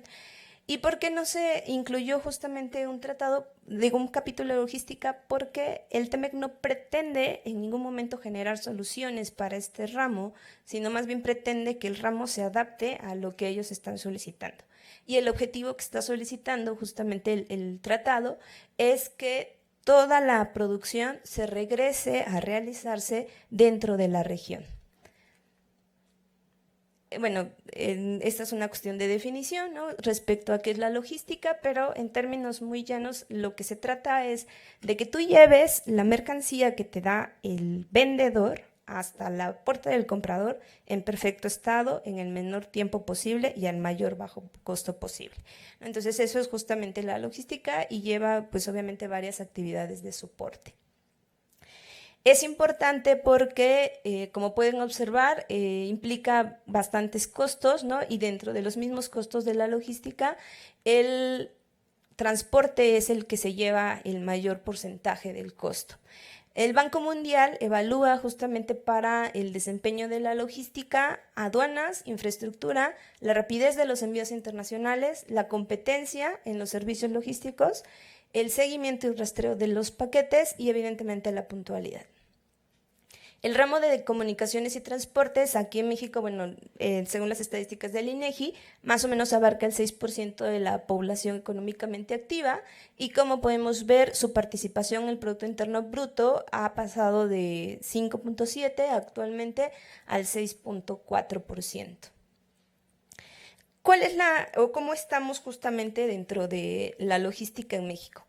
Estas son estadísticas de la Secretaría de Comunicaciones y Transportes y bueno, podemos ver que la industria de la maquinaria y el material eléctrico, aparatos mecánicos, vehículos y partes, ópticas, bienes médicos, piedras y metales preciosos, en su gran mayoría se van por el sistema transporte terrestre de autotransportes. Y por el lado de los ferrocarriles, que también es un transporte terrestre, se llevan principalmente a los vehículos, a los productos mecánicos, calderas y partes. Por el lado del transporte marítimo, pues se trasladan lo que son los combustibles y también parte de la industria automotriz. En el transporte aéreo tenemos la maquinaria, el material eléctrico, perlas preciosas, aparatos mecánicos, calderas y partes. ¿Qué problemas presentan estos? Bueno, para empezar, no es noticia nueva que el sistema de automóviles o el transporte automotor en México funciona dentro de México, pero no puede ingresar a Estados Unidos, que es a donde mandamos prácticamente todo nuestro comercio. La solución desde la logística más evidente es que llevan los camiones de territorio nacional hasta la frontera y en la frontera se cambian a un camión o una empresa que viene de Estados Unidos. ¿Y qué es lo que va a ocurrir? Pues que evidentemente nosotros no pasamos a generar valor por este sector al resto de la región. Y bueno, lo que nos han puesto siempre como pretexto ahí son justamente las cuestiones de las normas arancelarias y no arancelarias y de las certificaciones, es decir, que no tenemos la suficiente calidad para poder ingresar a territorio estadounidense. En el caso de la industria del transporte de ferrocarril, actualmente nada más se dedica al transporte de carga y no lleva pasajeros, que es contrario a lo que ocurre con el sector aéreo, ¿no? Está centrado en el sistema de pasajeros y la carga no se lleva casi por sistema aéreo, ¿no? Entonces, lo que se lleva de carga es mínimo. Por lo tanto, la lentitud con la que se mueven en algunas ocasiones puede llegar justamente a afectar a las empresas. Y el sector marítimo, aunque tenemos muchísimos puertos, en realidad los puertos no están habilitados para para recibir barcos que lleven industria pesada en realidad, ¿no? Las aduanas que tenemos utilizadas, aquí están divididas: el sector automotor, los ferrocarriles, la cuestión marítima y los aeropuertos. Como podemos ver, el aeropuerto más importante es justamente en términos de volumen el de la Ciudad de México, y es de ahí justamente la necesidad de que se modernice o de que exista una solución alternativa, porque mientras que es el nodo de exportación más fuerte del país, no encuentre algo que lo soporte, no vamos a poder desarrollar la rapidez dentro de la entrega. Esta es en cuestión de carreteras y de vías ferroviarias. Como podemos ver, también tenemos bastante centralizados toda esta infraestructura. Y para el resto del país, en la zona norte sobre todo, las principales vías están desarrolladas para ir hacia Estados Unidos. En cuestión de puertos, actualmente los puertos que reciben la mayor carga del resto del mundo, pues son el de Manzanillo por el Pacífico y el de Veracruz por el Atlántico. Entonces, si queremos incrementar el volumen que se mueve por estos puertos, necesitamos o bien incrementar su capacidad o bien habilitar los otros puertos, que es justamente lo que se trató de hacer en el sexenio pasado. Desde el 2016, para las restricciones no arancelarias, México ya utiliza la BUSEM, que es un sistema totalmente electrónico en el cual tú cargas tus papelitos, ¿no? Tus documentos, para ver si obtienes un certificado de origen, una inscripción al IMEX y todo este tipo de cosas, ¿no? Por ejemplo, los de la Sedena, ¿no? Que para materiales peligrosos pues necesitas justamente una aprobación de la Sedena. ¿Qué se espera? Bueno, las empresas esperan obviamente que van a necesitar hacer ajustes en su logística. Un pequeño porcentaje también espera que va a tener que mover su planta para poder cubrir el contenido regional y el valor de trabajo, y obviamente esto va a traer un aumento en los costos. ¿Qué desafíos tenemos? Primero, satisfacer la saturación de las aduanas que tenemos en el norte del país, porque si queremos incrementar nuestro tráfico con ellos, pues evidentemente vamos a tener que modernizar las aduanas, generar nuevos puertos por los cuales ellos van a ingresar y hacer el despacho de las mercancías mucho más rápido. Vamos a esperar por aquí la reubicación de las plantas, y eso evidentemente va a necesitar de nuevas rutas, tanto de ferrocarril como de autotransportes. Vamos a necesitar de eficientar la BUSEM, de la condensación de la información, de la eficiencia en los sistemas de correo, etc. Bien, ¿qué se hizo en el sexenio pasado? Como les comentaba yo, y ustedes pueden leer aquí cuáles fueron las acciones que se hicieron en el sexenio pasado, podemos observar algo muy importante. Se estaban modernizando justamente los puertos con la finalidad de que tuviéramos un mayor comercio con China y con Asia. ¿Por qué? Porque justamente en ese momento esa era la tendencia, y además Estados Unidos estaba dentro del TTP. Es decir, estábamos con el voto bueno de ok, puedes empezar a comerciar con Asia y generar todo este comercio entre las regiones.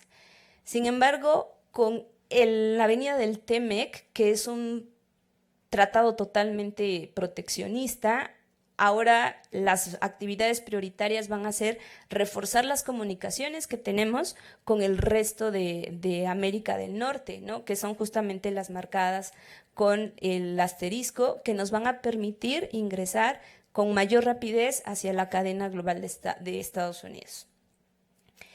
Bueno, hay algunas conclusiones que podríamos observar aquí, pero yo creo que más allá de las conclusiones, a mí lo que me queda pendiente aquí es una reflexión importante respecto a que México por sí mismo no ha tenido un rumbo como la nación, ¿no? Como nación. Y entonces, si nosotros tenemos el visto bueno de Estados Unidos de que vamos a poder comerciar con Asia, empezamos a generar puertos, empezamos a generar aeropuertos y a buscar, a renovar la flota para poder ir hacia Asia. Y ahora que definitivamente la política de Estados Unidos ha cambiado y nos dice, quédate aquí en Norteamérica, pues ahora todo el gasto que se hizo anteriormente, quizá ya no va a ser tan útil y que ahora en donde ya no estábamos preparados tanto, empezamos a tener nuevos problemas, ¿no? Que es volver a eficientar las aduanas, volver a generar carreteras hacia Estados Unidos y ver la manera en la que toda nuestra industria se va a reorganizar para cubrir con el contenido regional. Muchas gracias. Pues gracias a la doctora Selene Jiménez Bautista. Tenemos ahora la ponencia de la doctora Mónica Ribeiro de Freitas y del licenciado Germán Vargas. Ellos nos presentan su ponencia sobre bancos públicos burlando el desarrollo, el caso de la Financiera Nacional de Desarrollo en México. La doctora Mireles es licenciada en Economía por la Facultad de Ciencias Económicas de la Universidad de Sao Paulo, con maestría en Integración de América Latina por el programa de posgrado de Integración de América Latina en la misma institución, y tiene el doctorado por el programa de posgrado de Estudios Latinoamericanos de la UNAM. Es autora de el libro Soberanía Monetaria, Desarrollo y Pensamiento Económico Latinoamericano, Enseñanzas de la Dolarización Ecuatoriana. Es investigadora adscrita a la Unidad de Economía Fiscal y Financiera de México y actualmente es estudiante regular del programa de Maestría de Estudios Urbanos del Centro de Estudios Demográficos del Colegio de México. Sus líneas de interés gravitan alrededor del tema de financiamiento al desarrollo en países periféricos. El licenciado Germán Vargas, él cursó la licenciatura en la Facultad de Economía de la UNAM, está certificado por el Instituto Tecnológico Autónomo de México en modelos econométricos dinámicos. Realizó su servicio social en el área de investigación de la Financiera Nacional de Desarrollo. Ha participado en actividades de consultoría y de evaluación de programas sociales, así como en 2 proyectos PAPIT, uno en torno a la desigualdad con el doctor Arturo Huerta, y sobre otros temas financieros en economías en desarrollo, cuya responsabilidad es la académica. Muchas gracias y le damos la palabra al licenciado Germán Vargas. Bueno, no estoy acostumbrado a hablar por micrófono, perdón. Pero sí, el segundo papel era con Mónica Mireles. Ya. El tema que... Bueno, voy a poner perdón. Ya, para no pasarme el tiempo. Ok, bueno, el tema que vengo a presentar es un poco lejano a lo que hemos estado escuchando. Es sobre los bancos públicos. En México en particular, pero creemos que la hipótesis que surge a través del trabajo puede ser replicada para más países de América Latina y probablemente para más países periféricos. Entonces, por eso tiene el título general Bancos Públicos burlando el desarrollo, y analizamos en específico el caso de la Financiera Nacional de Desarrollo, que como contexto, la financiera es el único banco público en México actualmente dedicado en poblaciones de carácter agrícola. Es el heredero de Banrural y probablemente está en vías de extinción por la Cuarta Transformación, pero vamos a llegar allá. A manera de preliminar, esto fue parte de lo que vamos a presentar. Fue hecho para mi tesis de licenciatura, pero estamos actualmente trabajando y a punto de terminar un artículo conjunto con la doctora Mónica Mireles. Okay. Bueno, la particularidad, como se podrá ver en la estructura de la exposición, la particularidad de nosotros es que, lejos de ver el desempeño de la banca pública aislada, como en general lo hacen los trabajos sobre banca pública, Lo que intentamos hacer fue hacer manifiesto que hay un vínculo con la estrategia de crecimiento y sobre todo hay un vínculo con la era de dinero fiduciario que tenemos a partir del final de Bretton Woods. A partir del final de Bretton Woods tenemos nuevas condicionantes. Okay. En ese sentido, nuestra estructura está dividida en 4. La primera, hablamos de este contexto macroeconómico, hablamos de reglas monetarias, fiscales, estrategia de crecimiento. Luego, una segunda parte donde aterrizamos qué tiene que ver esto con los bancos públicos y sobre todo con su transformación. Y un tercer bloque donde mostramos evidencia. Aquí nos vamos a tener un poco más porque tenemos bastantes datos interesantes sobre qué ha estado pasando. Nos planteamos la pregunta si las finanzas sanas es suficiente argumento para dejar al desarrollo rural por su cuenta, y finalmente hacemos unas reflexiones y una perspectiva, sobre todo porque estamos en teoría en un cambio de régimen político que ya no tiene la parálisis electoral que tenían los gobiernos anteriores, ni la parálisis presupuestaria, pues tiene todo el control de las cámaras. Veremos qué pasa. Ok, bueno.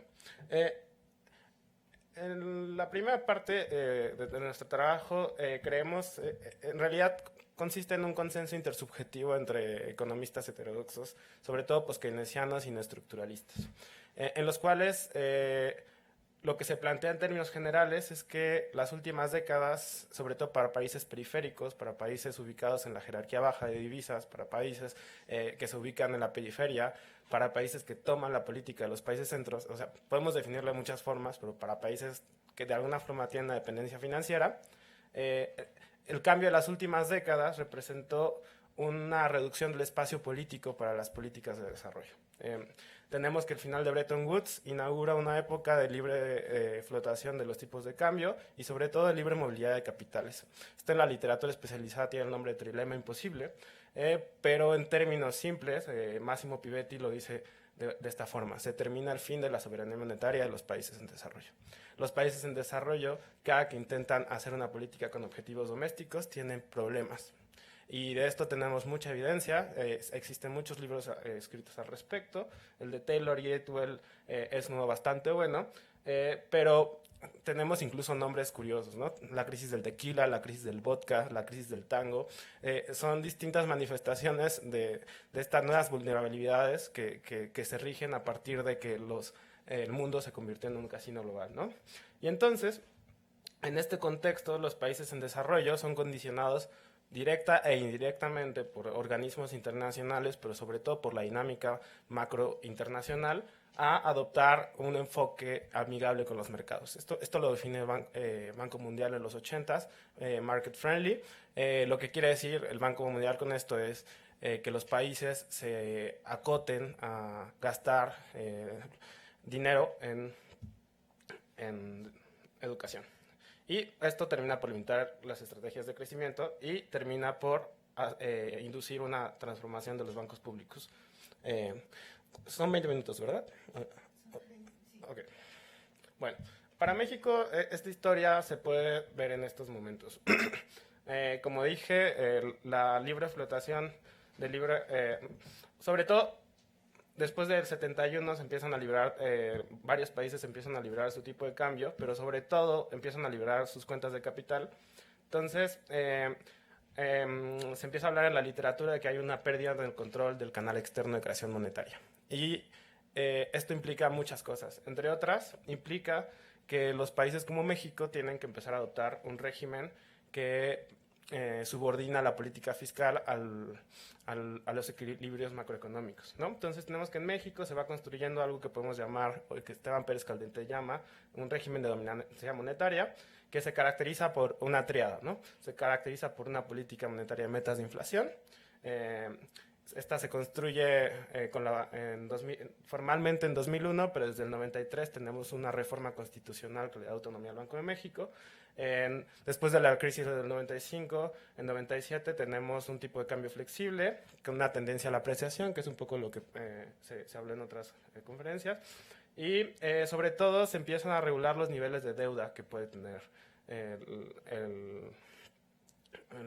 el gobierno, ¿no? Desde el 93 se corta el canal de creación monetaria interno que tenía el Tesoro tradicionalmente, y esto es una innovación histórica.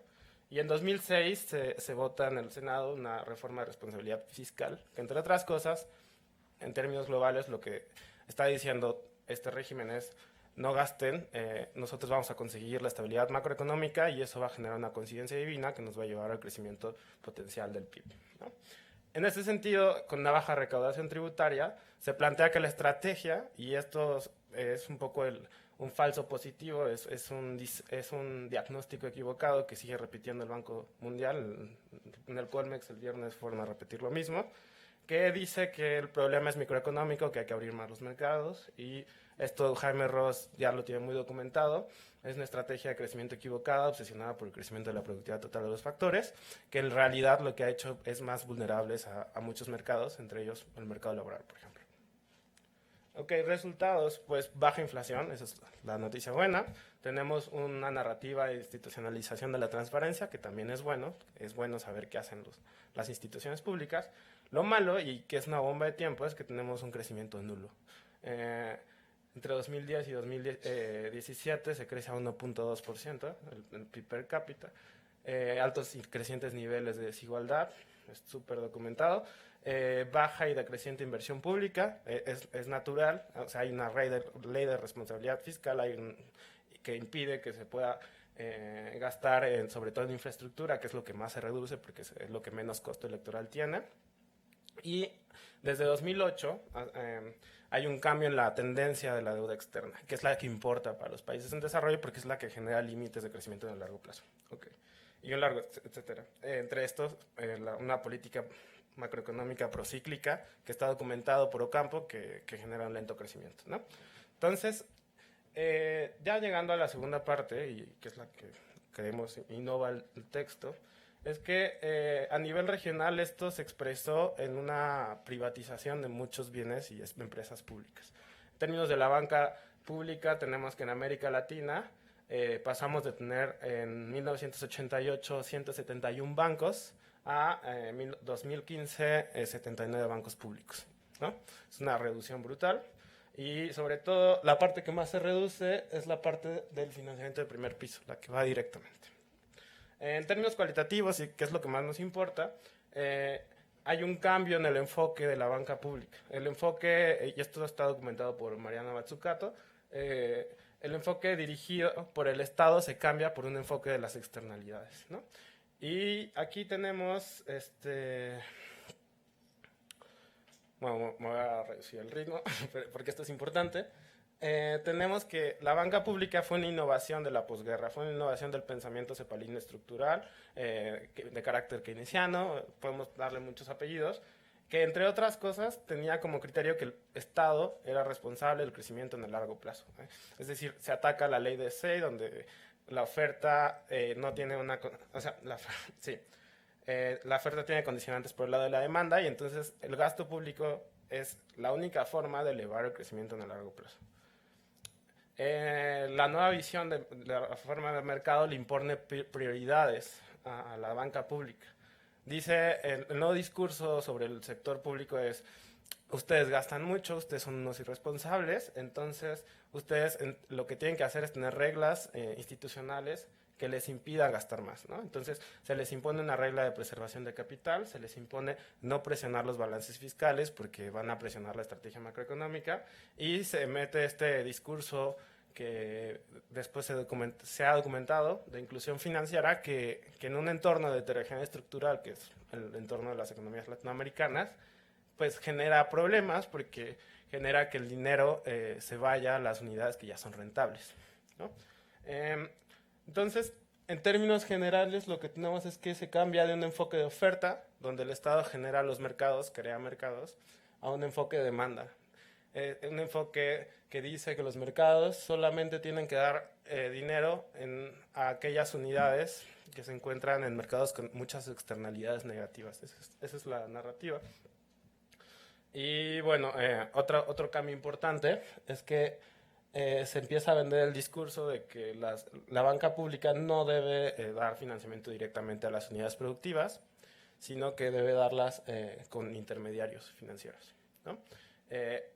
Esto puede tener sentido, pero como veremos, ha abierto la puerta para que se financien unidades productivas que ya tienen dinero. Bueno, con esto pasamos a la tercera, que es donde me voy a detener un poco más. La Financiera Nacional de Desarrollo es una innovación de Vicente Fox, ¿no? Es una innovación. En 2001 se declara en bancarrota Banrural.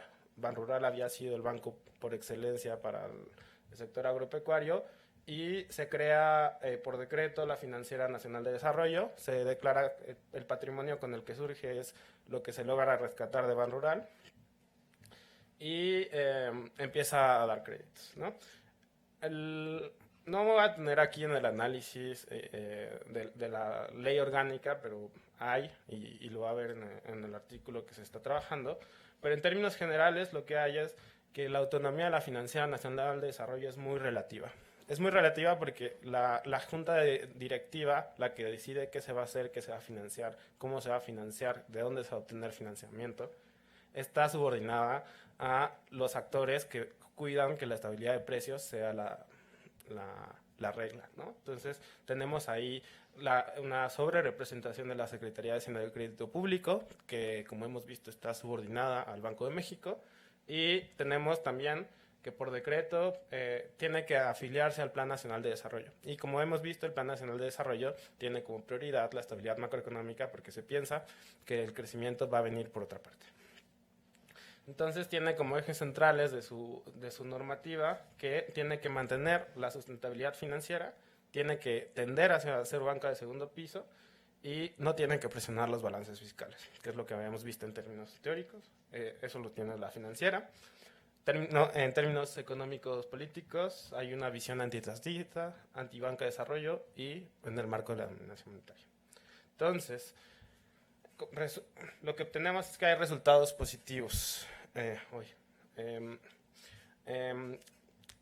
Los resultados positivos es baja cartera vencida, una rentabilidad menor que la de los bancos privados y un rápido crecimiento del crédito, promedio anual 9%. Negativos, hay una predominancia de créditos de corto plazo, 65%, más líneas de crédito al sur, pero de menor monto. El sur en particular es la región que tiene los niveles de marginación más altos.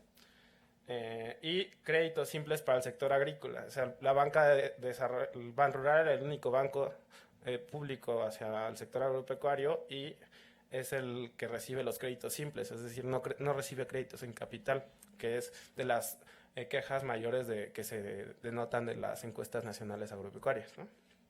Entonces, en este mapa vemos que no hay una correlación entre índices de... El mapa está dividido en dos.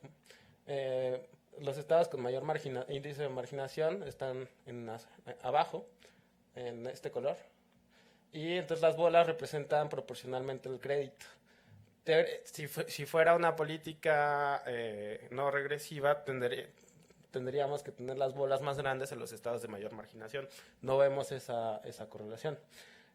Tenemos también que si vemos el tipo de nivel de IDH, índice de desarrollo humano, los mayores créditos, la mayor proporción del crédito se va a los municipios que tienen los índices de desarrollo humano más altos. Este mapa es interesante porque lo que hicimos fue partir el crédito en términos de los municipios que se apoya y lo que hicimos fue ver dónde se concentraba el 80% del crédito. Y resulta ser que los colores más oscuros, este y este, que en total son 250 municipios aproximadamente, son los que concentran el 80% del crédito de un país que tiene 2.500 municipios, ¿no?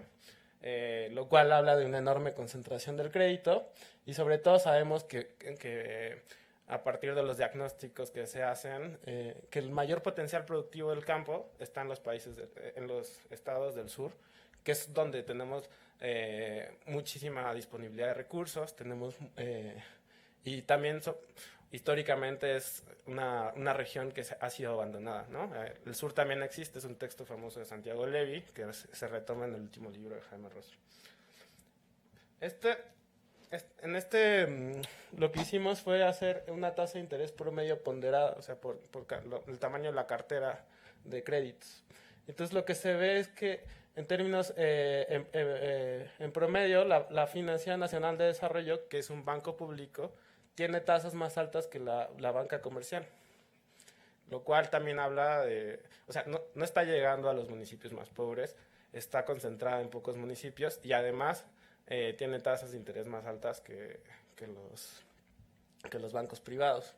Y aquí también se ve algo muy interesante, que es un cambio radical de tendencia, y es que con Peña Nieto se nos vendió la idea de que había parálisis electoral. Entonces que había necesidad de hacer una serie de reformas, y se hizo la reforma financiera. Y la reforma financiera le permitió a la FND conseguir crédito de otras instituciones internacionales. Entonces, nos vendieron en 2015, ustedes pueden ver la prensa, el director de la FND estaba muy feliz porque aumentaron los créditos, porque se podía obtener mayor financiamiento. Pero, si recordamos, 2015 es el año en que se normaliza la política monetaria de la FED, se empiezan a subir las tasas de interés, y esto impacta negativamente en lo que se había estado consiguiendo, ¿no? Y entonces tenemos otra vez una subida de las tasas de interés mucho más rápido. La banca comercial, naturalmente, pero ambas tienen esa misma tendencia. Lo que quiero hablar es que la reforma financiera aumentó la vulnerabilidad. Entonces, en conclusión, el nuevo marco de la FND parece estar limitado por el arreglo institucional que se construye en la época post-Bretton Woods, ¿no? Perdonen la reacción, se me fue algunas cosas. Tenemos condicionantes varias. Una de ellas es que nuestra estrategia de desarrollo no logra ni crecimiento ni desarrollo. Hay un régimen de dominancia monetaria, reduzcan al binomio reglas monetarias y fiscales.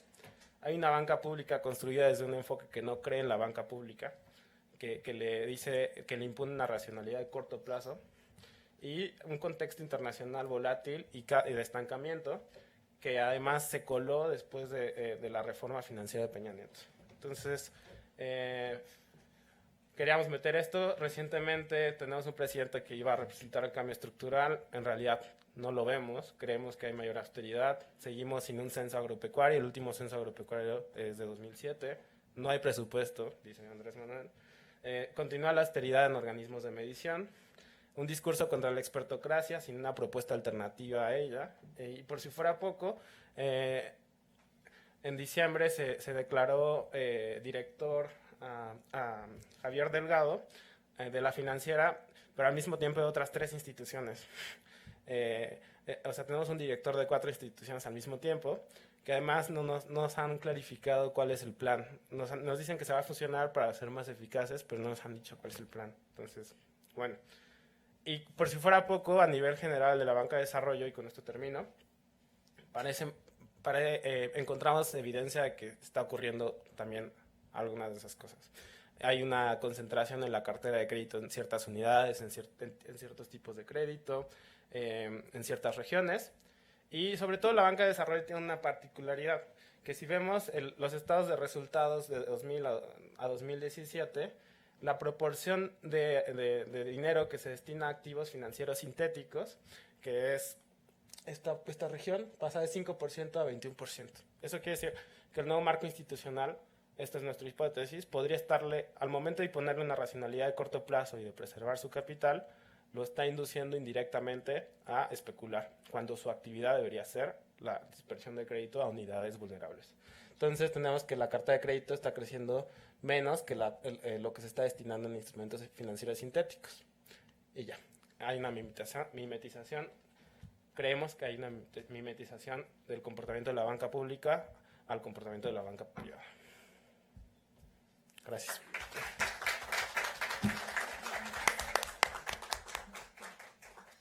Bueno, agradecemos mucho a los ponentes, han sido ponencias sumamente interesantes, nos han aportado mucho a la reflexión, a la información, todos se han sujetado al tiempo y nos queda así mínimamente el tiempo para, si acaso, una pregunta. No sé si alguien del público tuviera alguna pregunta.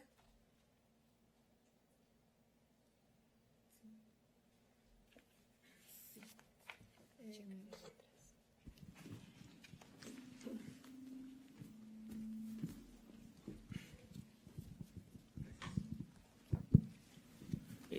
Hola, buenas tardes. Esta pregunta es en particular para la doctora Petrova y para la doctora Patricia Rodríguez.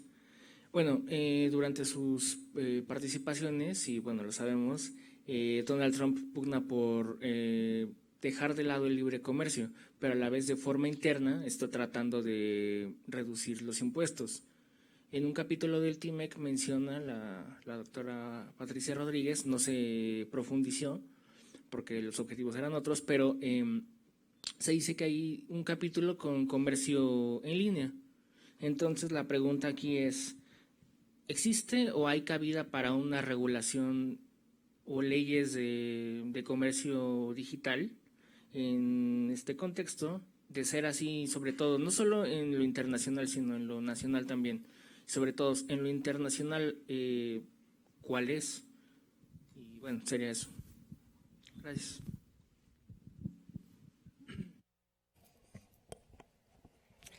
Bueno, digamos que sí, Donald Trump está en contra del libre comercio, pues su discurso que más le gusta a sus votantes. En el fondo es un intento de reacomodar el libre comercio a los actuales intereses comerciales de Estados Unidos y a preservar la hegemonía comercial de Estados Unidos frente a China, ¿no? Entonces estaría contento también con un reacomodo del libre comercio, no con el abandono del libre comercio en sí. Y en cuanto a la regulación, bueno, en mi caso jurídica del comercio electrónico, sí es uno de los temas de mucha actualidad y ya los nuevos acuerdos de libre comercio, el TEPAT, etcétera, ya incluyen un capítulo sobre comercio electrónico que trata de fiscalizar el comercio electrónico y eso pues no le conviene a las empresas multinacionales de Estados Unidos que son líderes en comercio electrónico, pensemos en Amazon, ¿no? Entonces desconozco, no he leído todavía el capítulo sobre comercio electrónico del TEMEC, pero seguramente habría ahí otra imposición de los intereses de Estados Unidos y tratar de evitar que se fiscalicen las operaciones del comercio electrónico.